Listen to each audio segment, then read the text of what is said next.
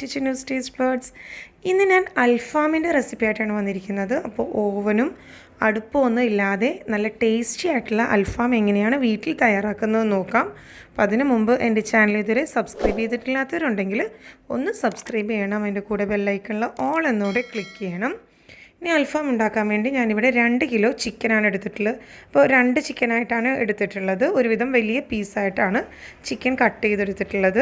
അപ്പോൾ അതിലേക്ക് 1.5 table spoon ginger garlic paste ചേർത്ത് കൊടുക്കാം.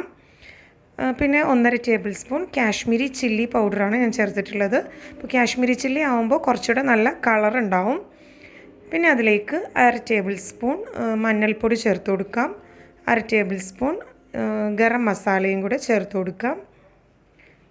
പിന്നെ ഒരു 1/4 ടേബിൾ സ്പൂൺ കുരുമുളക് പൊടിയും കൂടെ ചേർത്ത് കൊടുക്കാം.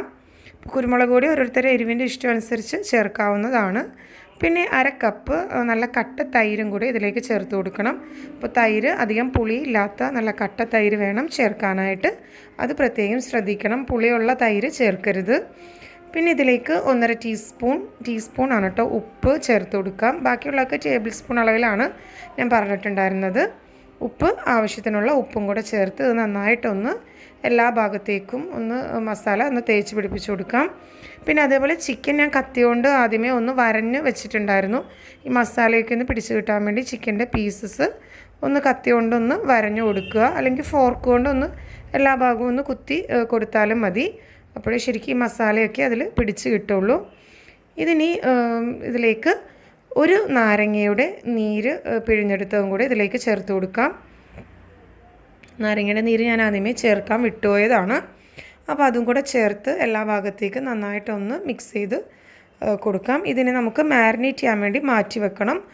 കുറഞ്ഞതൊരു 2 മണിക്കൂറെങ്കിലും ഇത് ഫ്രിഡ്ജിൽ മാരിനേറ്റ് ചെയ്ത് വെക്കുക. അപ്പോഴേ ശരിക്കും മസാലയൊക്കെ അതിൽ പിടിച്ച് കിട്ടുള്ളൂ. അതേപോലെ നല്ല സോഫ്റ്റായിട്ട് കിട്ടുകയും ചെയ്യും. നമ്മുടെ ചിക്കൻ അൽഫാം നല്ല സോഫ്റ്റായിട്ട് കിട്ടാനും അത് സഹായിക്കും. ഇനി അൽഫാം ഗ്രില്ല് ചെയ്തെടുക്കാൻ വേണ്ടി ഓവനിലും അടുപ്പിലും ഒന്നുമല്ല ചെയ്യുന്നത്. വീട്ടിൽ ടൈലിൻ്റെ മുകളിൽ തന്നെ ഇതേപോലെ 2-3 ഇഷ്ടിക നിരത്തി വെക്കാം. അപ്പോൾ എൻ്റെ ഹസ്ബൻഡാണ് ഇത് ഗ്രില്ല് ചെയ്തെടുക്കുന്നത്. അപ്പോൾ ഇതേപോലെ ഒരു ട്രേ ഉണ്ടെങ്കിൽ, ട്രേയോ അല്ലെങ്കിൽ പഴയ ഏതെങ്കിലും പാത്രം ഉണ്ടെങ്കിൽ അതിൽ കുറച്ച് ചാർക്കോൾ ഇതേപോലെ നിരത്തി വെക്കാം. ചാർക്കോളൊക്കെ ഇപ്പോൾ എല്ലാ ഷോപ്പുകളിലും മിക്ക സൂപ്പർ മാർക്കറ്റിലും ഒക്കെ വാങ്ങിക്കാൻ കിട്ടും. അപ്പോൾ അതേപോലെ കുറച്ച് ചാർക്കോൾ ഇതിന് മുകളിലേക്ക് നിരത്തി എടുക്കുക. ഇനി അതിന് മുകളിലായിട്ട് കുറച്ച് ചിരട്ട വെച്ച് കൊടുക്കാം. എന്നിട്ട് ചിരട്ട വെച്ച് ഇതിലൊന്ന് തീ പിടിപ്പിച്ചെടുക്കണം ആദ്യമേ തന്നെ. ഇത് നേരത്തെ കത്തിച്ചതിൻ്റെ ബാക്കി ചാർക്കോൾ ഉണ്ടായിരുന്നതാണ്. അപ്പം ഇതിന് നമുക്ക് ഈ ചിരട്ടയിൽ ആദ്യം തീ പിടിപ്പിച്ചെടുക്കാം. എന്നിട്ട് ഈ ചാർക്കോൾ കത്തിച്ചെടുക്കണം. എന്നിട്ട് ഇതിൽ വെച്ചിട്ടാണ് നമ്മളിന്ന് അൽഫാം ഗ്രില്ല് ചെയ്തെടുക്കാൻ പോകുന്നത്. അപ്പോൾ ഇതേപോലെ പാക്കറ്റുകളിൽ വാങ്ങിക്കാൻ കിട്ടുന്നുണ്ട്. ചാർക്കോളൊക്കെ ഇപ്പോൾ മിക്ക സൂപ്പർ മാർക്കറ്റിലും കിട്ടുന്നുണ്ട്. അപ്പോൾ ഇത് തീ പിടിച്ചതിന് ശേഷം കുറച്ചുകൂടെ ചാർക്കോൾ ഇതിലേക്ക് ഇട്ട് കൊടുക്കാം. എന്നിട്ടിത് നന്നായിട്ടൊന്ന് ചൂട് പിടിച്ചെടുക്കണം. അതിന് ശേഷം വേണം ഇതിന് മുകളിൽ വെച്ച് നമുക്ക് ഗ്രില്ല് ചെയ്തെടുക്കാം. അപ്പോൾ ഓവനും അടുപ്പൊന്നും ഇല്ലാതെ ഇതേപോലത്തെ ട്രേയോ അല്ലെങ്കിൽ എന്തെങ്കിലും പഴയ പാത്രമാണെങ്കിലും മതി. അതിന് മുകളിലേക്ക് വെച്ച് നമുക്ക് ഇതേപോലെ കത്തിച്ചെടുക്കാവുന്നതാണ്. പിന്നെ ഇത് കത്തിക്കുമ്പോൾ ശ്രദ്ധിക്കേണ്ടതെന്ന് വെച്ചാൽ, ഇപ്പോൾ ടൈലിന് മുകളിലാണ് നിങ്ങൾ വെക്കുന്നതെങ്കിൽ വേറെ 2-3 ഇഷ്ടികയും കൂടെ, അടുപ്പ് കൂട്ടേണ്ട ആവശ്യമൊന്നുമില്ല, എന്നാലും 2-3 ഇഷ്ടിക ഇതേപോലെ നിരത്തി വെക്കുന്നത് നല്ലതായിരിക്കും. കാര്യം ചൂട് ഒരുപാട് ടൈലിലേക്ക് തട്ടാതിരിക്കാൻ വേണ്ടിയാണ് അങ്ങനെ വെക്കുന്നത്. ഇപ്പോൾ തീ പിടിച്ചു വന്നിട്ടുണ്ട്. ഈ ചാർക്കോളൊക്കെ ഒരുവിധം കത്തി വന്നതിന് ശേഷം വേണം നമുക്കിതിൽ മുകളിലേക്ക് അൽഫാം വെച്ച് ഗ്രില്ല് ചെയ്തെടുക്കാനായിട്ട്. അപ്പോൾ ആദ്യം ഇതൊന്ന് കത്തിച്ചെടുക്കാം. ഇതിനെ 2 മണിക്കൂർ വരെ ഫ്രിഡ്ജിൽ വെച്ച് മാരിനേറ്റ് ചെയ്തെടുത്തിട്ടുള്ള അൽഫാം പീസസാണ്. ഇതേപോലത്തെ ഗ്രില്ലറിലേക്ക് ഇനി ഈ ചിക്കൻ പീസസ് നിരത്തി വെച്ച് കൊടുക്കാം. അപ്പോൾ ഇത് ഓരോന്നായിട്ട്, ഇതിപ്പോൾ കുറച്ച് വലിയ ഗ്രില്ലറാണ്. അപ്പോൾ അതുകൊണ്ട് തന്നെ ഒരു 3-4 പീസ് വരെ ഇതിൽ വെച്ച് കൊടുക്കാവുന്നതാണ്. അപ്പോൾ ഇതേപോലെ നിരത്തി വെക്കുക. എന്നിട്ടിത് ക്ലോസ് ചെയ്ത് കൊടുക്കാം.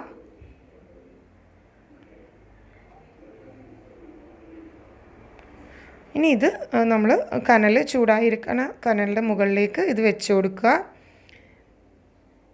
ആവശ്യത്തിനുള്ള ഓയിൽ ഇതിന് മുകളിലേക്ക് ബ്രഷ് ചെയ്ത് ചിക്കൻ പീസസിൻ്റെ മുകളിലേക്ക് കുറച്ച് ഓയിലും കൂടെ ബ്രഷ് ചെയ്ത് കൊടുക്കണം. അപ്പോൾ ഓവനോ അടുപ്പൊന്നും ഇല്ലാതെ തന്നെ വളരെ പെട്ടെന്ന് തയ്യാറാക്കി എടുക്കാനും പറ്റും നമുക്ക് ഇങ്ങനെ ആവുമ്പോൾ. കുറച്ച് ഓയിൽ ഇതേപോലെ ചിക്കൻ പീസസിന് മുകളിലേക്കായിട്ട് ഒഴിച്ചു കൊടുക്കാം, അല്ലെങ്കിൽ ബ്രഷ് ചെയ്ത് കൊടുത്താലും മതി.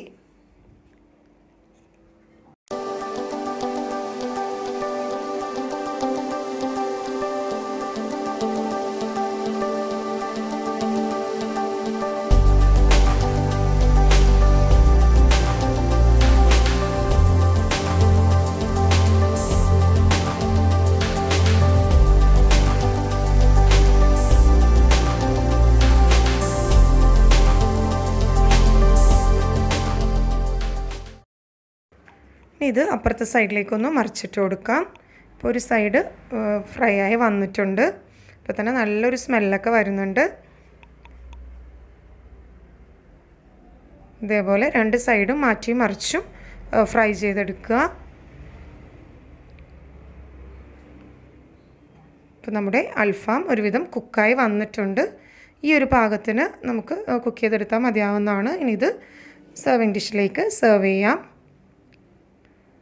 ഇതെന്തെങ്കിലും ഒരു പ്ലക്കർ കൊണ്ട് ഇതേപോലെ പ്ലക്ക് ചെയ്തെടുക്കുക. കാര്യം നല്ല ചൂടുണ്ടാവും, ഈ ഗ്രില്ലറിലാണെങ്കിലും നല്ല ചൂടുണ്ടാവും. അപ്പോൾ അതുകൊണ്ട് ഇതേപോലെ ഒന്ന് പ്ലക്ക് ചെയ്ത് എടുത്ത് വെക്കാവുന്നതാണ്.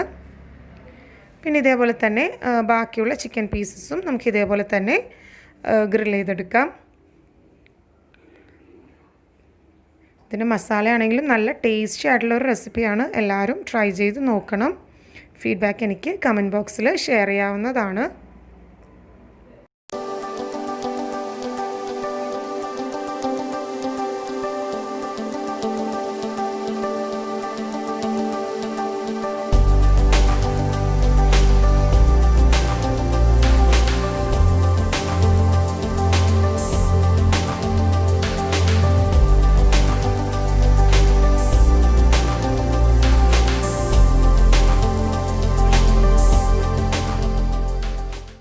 അപ്പോൾ നമ്മുടെ അൽഫാം തയ്യാറായി കഴിഞ്ഞു. അപ്പോൾ എല്ലാവരും ട്രൈ ചെയ്ത് നോക്കുക. റെസിപ്പി ഇഷ്ടമായെങ്കിൽ ലൈക്ക് ചെയ്യുക, ഷെയർ ചെയ്യുക. കൂടുതൽ വീഡിയോസിന് വേണ്ടി ചാനൽ സബ്സ്ക്രൈബ് ചെയ്യുക. Thanks for watching my channel.